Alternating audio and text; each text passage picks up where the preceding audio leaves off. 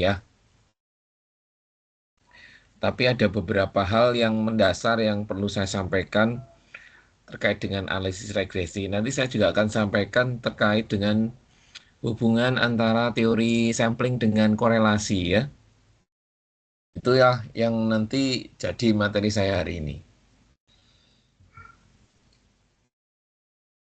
Apakah slide-nya bergeser bisa dilihat?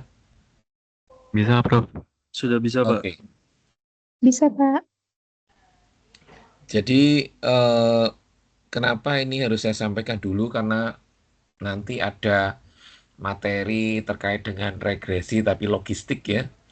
Jadi saya perlu menyampaikan beberapa hal yang mendasar terkait dengan regresi ya. Jadi regresi itu fungsinya adalah untuk prediksi ya. Prediksi berupa persamaan matematik ya, model regresi namanya ya. Ada yang variabelnya satu, ada yang dua, ada yang lebih dari dua ya. Jadi tujuan dari apa memprediksi itu artinya eh, terkait dengan eh, series atau waktu ya. Bisa dalam bentuk tahun, bisa dalam bentuk tanggal, bulan ya, atau dalam periode harian, mingguan, bulanan gitu ya. Dan di persamaan regresi itu ada beberapa asumsi klasik yang harus kita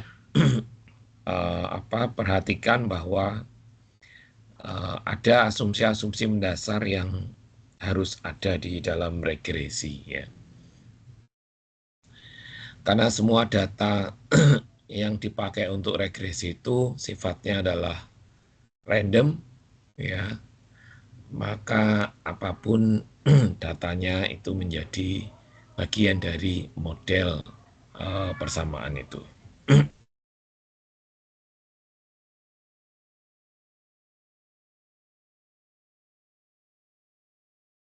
Bahwa asumsi asumsi pemodelan statistik bagaimanapun bentuknya, standarnya bahwa mengasumsikan data berdistribusi normal. Walaupun pada kenyataannya tidak semua data uh, dijamin berdistribusi normal, maka itu menjadi dasar untuk menguji apakah datanya itu berdistribusi normal atau tidak. Ya,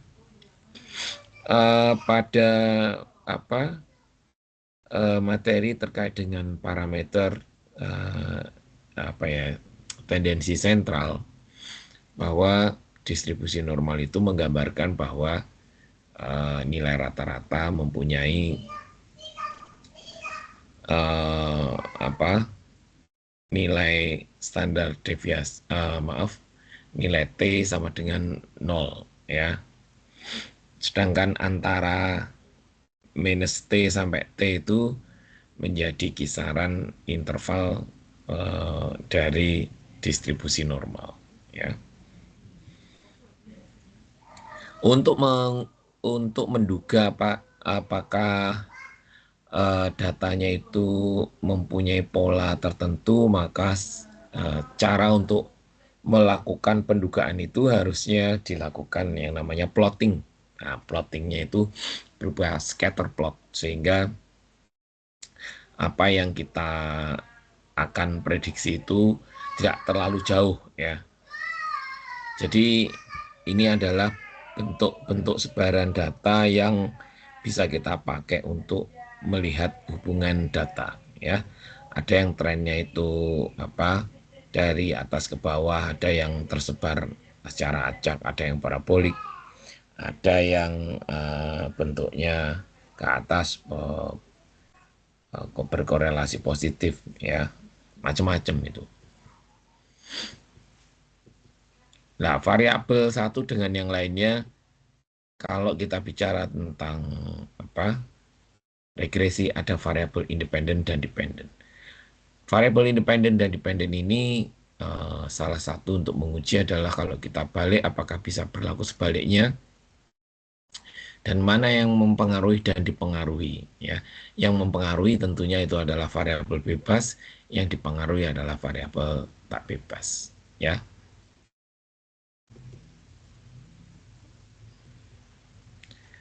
Kemudian dari scatter plot data kita bisa tahu hubungannya itu linear atau tidak. Tentunya apakah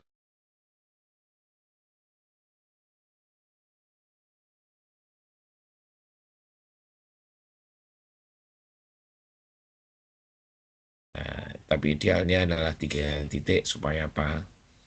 Supaya lebih objektif. Sehingga kalau kita variabelnya banyak, maka kita bisa lihat apakah variabel tersebut membentuk pola tertentu. Ada hal-hal yang perlu diperhatikan. Ini slide-nya sekarang yang Anda lihat apa ya? Slide hal-hal yang perlu diperhatikan, Pak. Oke, baik. Berarti slide-nya nggak ngeheng ya. Yang perlu diperhatikan dalam regresi linier adalah hubungan, fokus pada hubungan ya, bukan penyebab ya. Hubungan atau keterkaitan adalah prasyarat penting untuk menduga penyebab. Nah, tapi juga ada beberapa hal yang perlu kita lihat bahwa variabel independen waktunya harus mendahului variabel yang dependen. Yang kedua adalah kedua variabel secara teoritis harus memiliki keterkaitan. Jadi kalau kita ada memprediksi variabel harus ada keterkaitannya. Kalau enggak berarti dia bukan bagian dari persamaan regresi. Kemudian pertentangan antar variabel independen harus dihilangkan. Pertentangan itu artinya bisa jadi karena autokorelasi mungkin ya. Nah, asumsi regresi linier secara mendasar adalah diasumsikan berdistribusi normal ya. Hubungan antara variabel dependen dengan masing-masing variabel independen adalah linier ya. Terus ada asumsi klasik dalam sebuah analisis regresi adalah tidak adanya multikolinearitas, heteroskedasitas, dan autokorelasi pada model yang dibuat.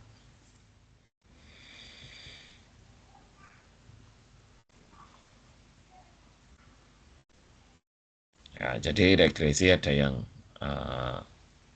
koefisiennya positif, ada yang negatif ya.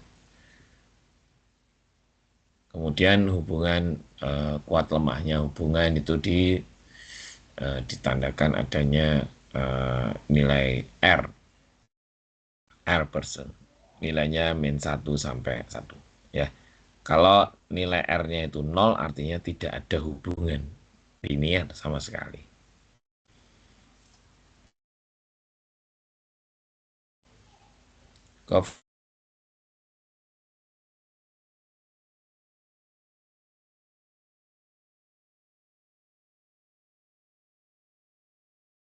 Satu. Korelasi dianggap kuat jika apa? Jika minimum nilainya adalah 0,5 ya. Sebuah korelasi dianggap kuat minimum adalah 0,5.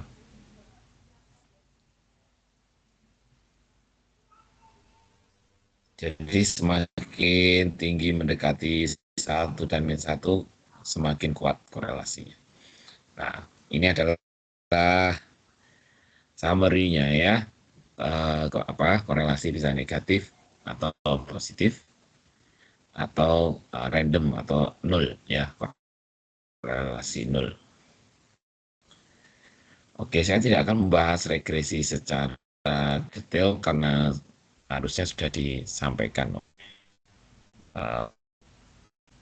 materi yang sebelum-sebelumnya. Oke.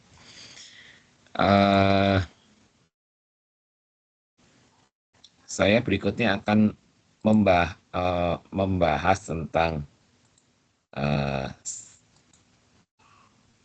teori sampling dan korelasi. Sebentar saya share ya. Sambil nunggu slide-nya, ya, saya ada satu pertanyaan ya. Apakah korelasi nilainya boleh tepat min 1 atau 1? Ada yang bisa jawab?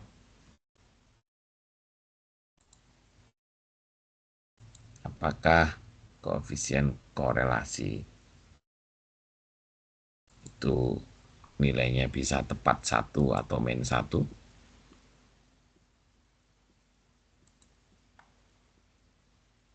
Saudara Yulia dan saudara Yulia?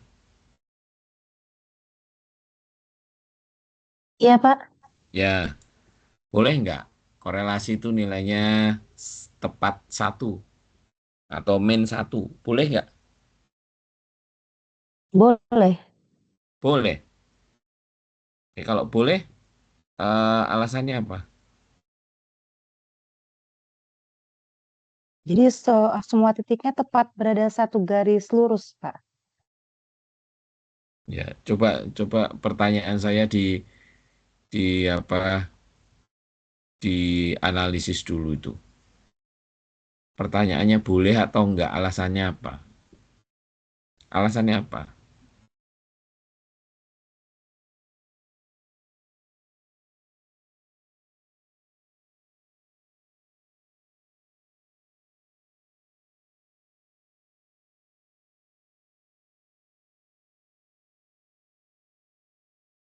Andreas Teddy ada? Hadir, Pak. Ya. Nah, Ya, Pak. menurut Anda korelasi tepat 1 atau minus 1 itu boleh enggak? Alasannya apa? Biasanya tidak, Pak, karena kalau 1 berarti ini persis sekali, kuat sekali, sedangkan kalau yang minus 1 bertolak belakang. Karena di dalam korelasi itu pasti ada hubungan yang mungkin tidak sesempurna itu, Pak. Nah ya, boleh atau tidak?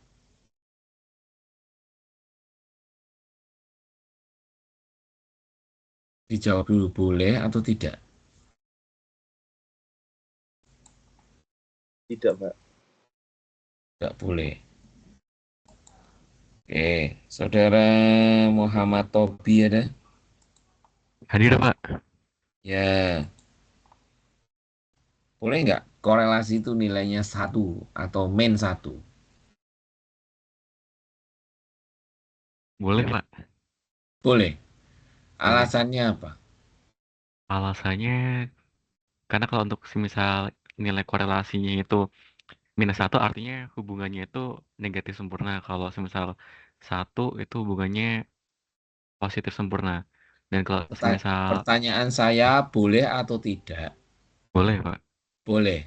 Terus alasannya kenapa kok boleh? Kalau tidak, kenapa?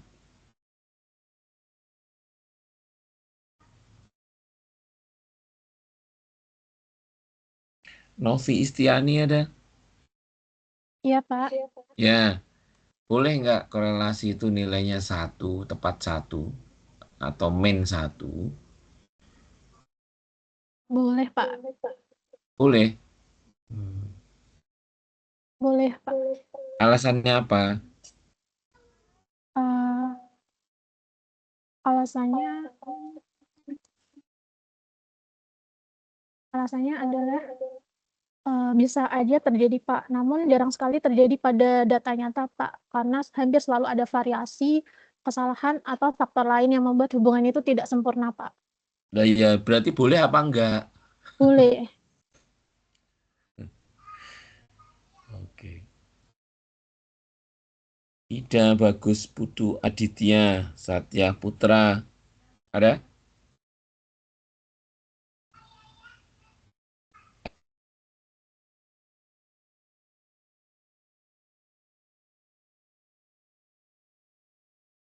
Aditya Satya Putra ada? Nggak ada ya.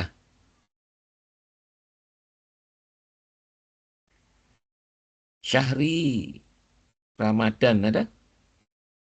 Hadir, Pak. Ya, boleh nggak koefisien korelasi itu tepat satu atau min satu? Boleh, Pak. Boleh. Kenapa? Penjelasannya hampir sama dengan Mas Tobi, Pak. Oh, Kalau saya nggak mau kalau sama nanti nilaimu tak samakan loh. Salah kamu tak samakan loh ya. Saya nggak eh, suka Anda bilang sama dengan ini, sama dengan ini. Anda jawab aja. Apa susahnya sih? iya baik, Pak. Ini saya mau jawab, Pak. Ya. Jadi kalau menurut saya kenapa boleh ya tadi kan kalau minus satu itu berarti kan dia hubungannya secara ini dia negatif sempurna. Sementara untuk yang kalau yang positif satu berarti dia lebih ke sempurna itu aja sih Pak kalau menurut saya. Hmm, gitu ya. Oke. Sekarang saya mau tanya sama saudara-saudara semuanya. Kira-kira kalau Anda memprediksi itu sempurna nggak?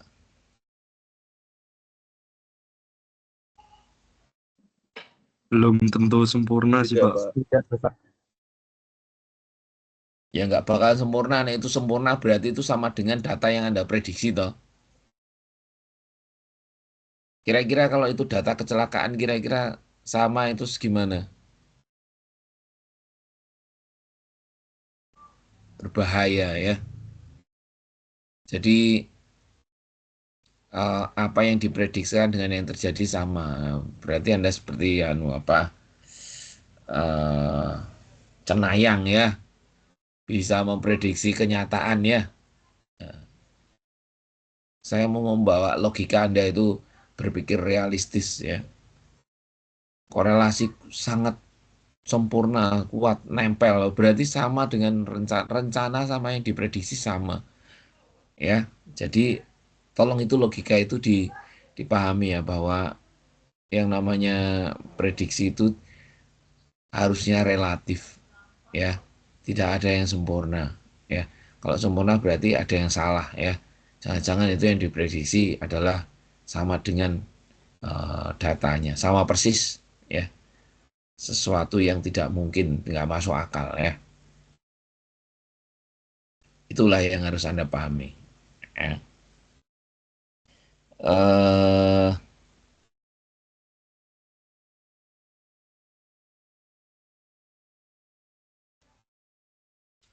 Slide-nya udah kelihatan belum ya? Sudah, Pak. Sudah, Pak. Sudah ya. Oke. Sekarang saya masuk ke bagian yang kedua ya. Ini nanti menjadi materi mendasar kaitannya dengan jumlah sampling ya dan korelasinya. Oke. Di dalam regresi semakin banyak datanya maka modelnya akan semakin smooth. Ya, sepakat nggak? Ya, Pak. Jika datanya semakin banyak maka modelnya akan semakin smooth. Sepakat nggak? Ya, Pak. Sepakat. Oke. Jadi kalau kita mengambil data yang semakin banyak, semakin smooth, risikonya apa? Semakin banyak data yang dibutuhkan untuk membuat persamaan regresinya menjadi smooth, biayanya semakin tinggi. Ya, itu sebabnya apa? Riset kuantitatif itu generalis, ya. Kalau datanya banyak, ya nanti modelnya jadi bagus, tapi belum tentu fenomenanya akan sama. Jadi kalau nanti Anda riset, ya, hal yang paling mendasar adalah apakah substansinya itu sama dengan yang dimodelkan, ya, sehingga Anda harus cek apakah benar. Nah, tapi karena ini di statistik itu bicara tentang kuantitatif, maka kita bicara tentang sampel. Sampel yang lebih dari 30 sampel itu masuk kategori sampel besar. Kalau lebih kecil dari 30, maka dia termasuk sampel kecil. Ya. Nah, standar error dari koefisien korelasi R ya, dihitung sebagai akar 1 min R kuadrat. Ini kalau sampelnya besar ya, dibagi akar N. Kalau sampelnya kecil, akar N-nya itu berubah menjadi akar N min 2. Ya. Kenapa min 2? Karena variabelnya lebih dari 1. Kemudian nilai T. Dulu waktu perkuliahan di tengah-tengah saya sempat memberikan materi tentang eh, apa parameter ya. Jadi eh, waktu itu saya kalau nggak salah saya memberikan materi tentang tabel student T ya. Masih ingat nggak? Iya, betul, Pak. Ya. Iya, Pak. Nah, nilai T itu nilai apa toh sebenarnya? Nilai T itu nilai apa? Apa? Nilai T itu adalah nilai terstandarisasi. Ya.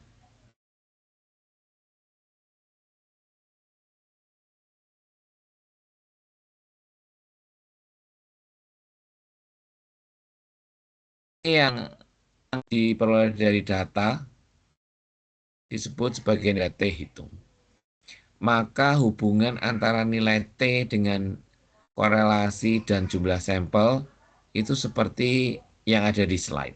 T sama dengan R kali N min 2 dibagi akar 1 min R kuadrat. Oke.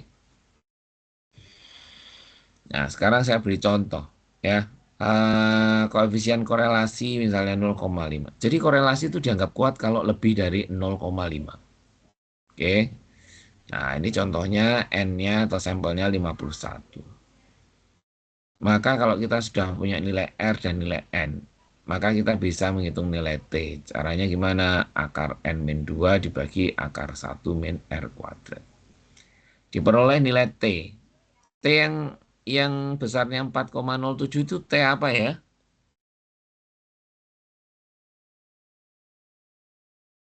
T apa?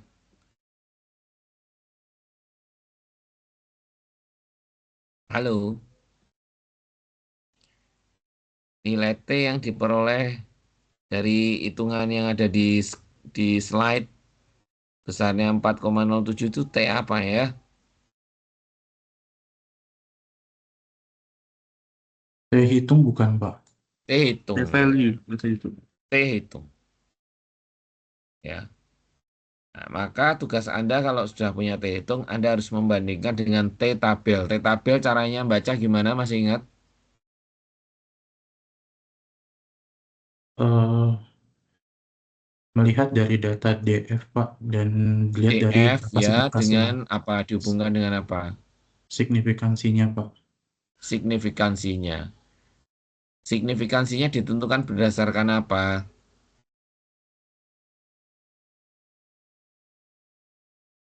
Signifikansinya ditentukan berdasarkan apa? Wantel apa tutel itu ditentukan oleh apa?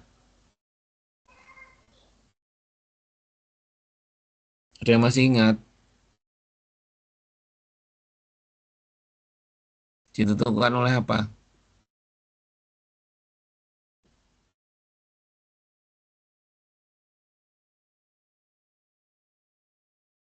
Ditentukan oleh apa? Yang alfa dibagi 2 bukan ya, Pak? Bukan.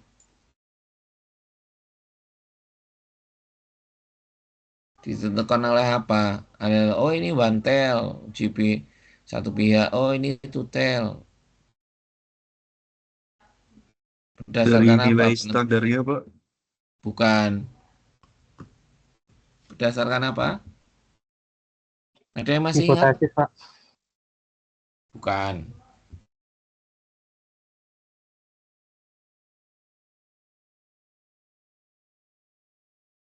Berdasarkan fenomena datanya, ya. Fenomena datanya. Sekarang saya mau tanya. Dulu waktu saya nerangkan materi kuliah waktu menggantikan Prof. Narsih. Saya jelaskan bedanya uji satu pihak sama dua pihak. Ada yang satu pihak kiri, satu pihak kanan nggak? Saya kasih contoh nggak? Iya Pak, menerangkan. Ya, oke. Saya kasih contoh ya.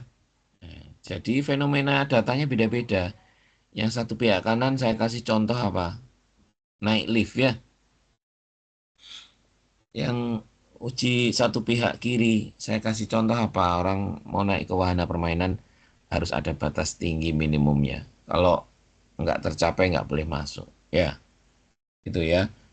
Terus saya ngasih contoh uji dua pihak. Batas bawah dan batas atas adalah apa?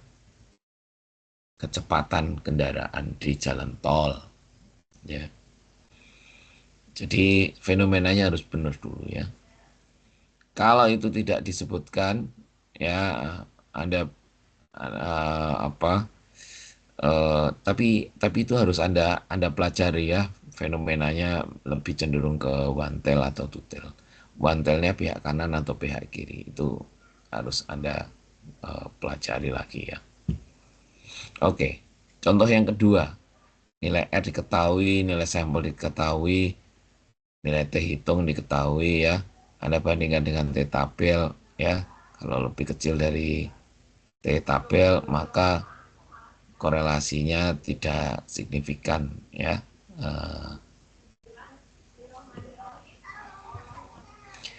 Contoh yang ketiga adalah bagaimana menghitung sampel minimum ya. Oke, Anda punya data alfa, punya koefisien korelasi ya. Kemudian Anda masukkan ke rumus, Anda dapat nilai T untuk 95% dengan derajat kebebasan N-2 ya.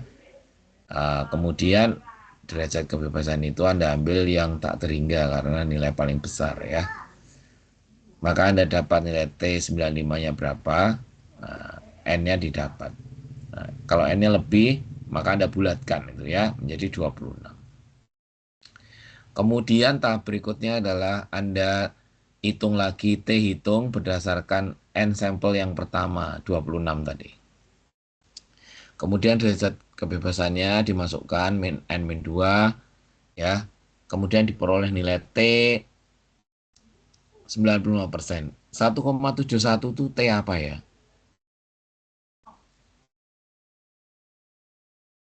Satu 1,71 itu T apa? Ada yang tahu? Ada yang tahu nggak?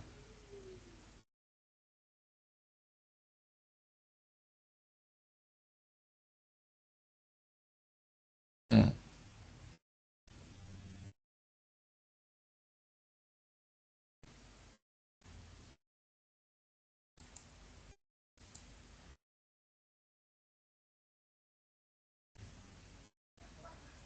ada yang tahu nggak? 1,71 itu T apa?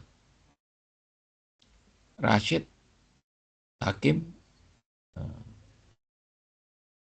Rashid, Hakim, T Fuad. distribusi Pak. Apa? T distribusi. Bukan.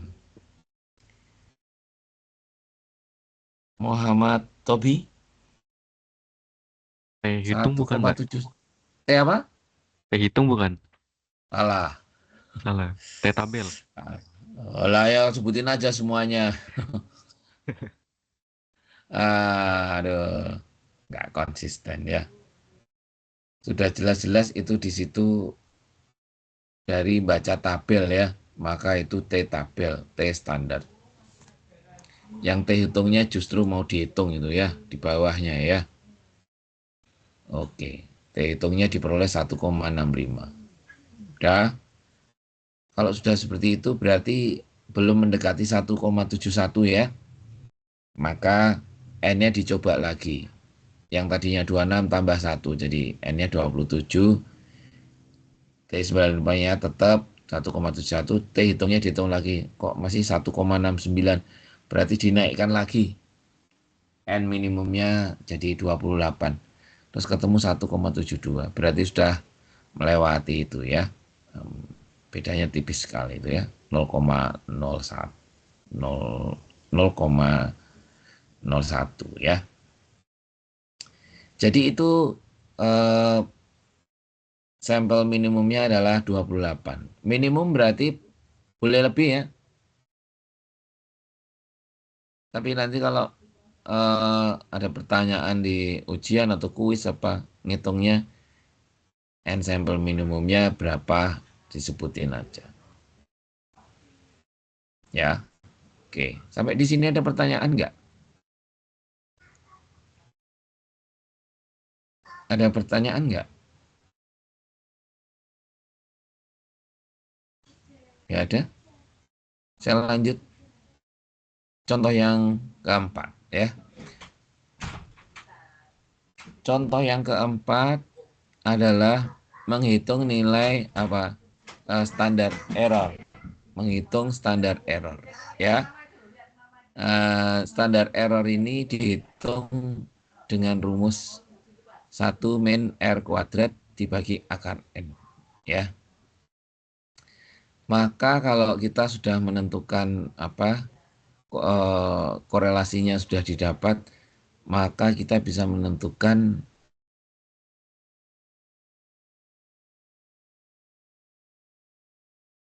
itu biasanya pakai kriteria tertentu. Nah, untuk korelasi ini untuk apa? Interval korelasi itu apa namanya? Batasnya adalah R plus minus 3 kali standar error ya. Nah, standar errornya kita sudah dapat. Nah, koefisien 3 ini biasanya standar deviasinya ya. Diambil 3 kali lipat ya. Plus minus berarti plus itu yang batas atas, yang minus itu batas bawah. Sehingga korelasi interval korelasinya adalah 0,773 sampai 0,827 ya. Itu untuk mendapatkan populasi ya. Koefisien korelasinya antara itu sampai itu. Oke. Materi saya hari ini itu ya. Anda punya grup WA enggak ya? Punya, Pak. Ya, Ada, Pak. nanti saya di-invite ya di mata kuliah ini ya. Nanti saya akan share bertahap materi kuliahnya termasuk apa? Termasuk materi tugas ya. Jadi nanti saudara-saudara akan saya beri tugas untuk dikerjakan sebagai bagian dari evaluasi. Ada pertanyaan? Tidak ada? Mohon maaf, Pak. Ya. Untuk absennya gimana ya, Pak? Oh, Anda sudah cek belum? Anda sudah cek belum absen Anda? Oh, maaf, Pak. Coba saya cek dulu, Pak. Iya, dicek dulu.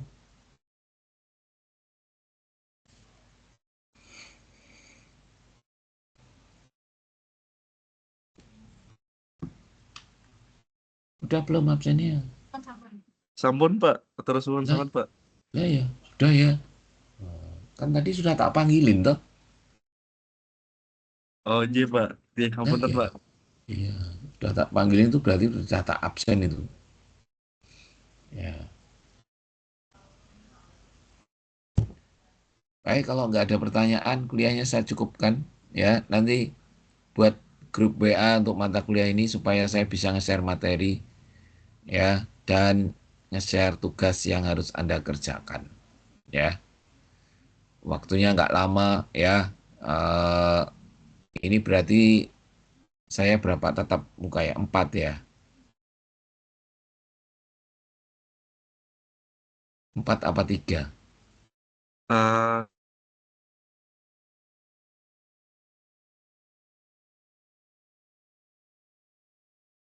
Berapa kali tatap muka kuliah? Kemarin yang Prof. Prof. Narsih Narsih itu udah sekali digantikan sama Pak Ferry, terus ini sekali. Jadi kurang 2 ya pertemuan lagi, Pak.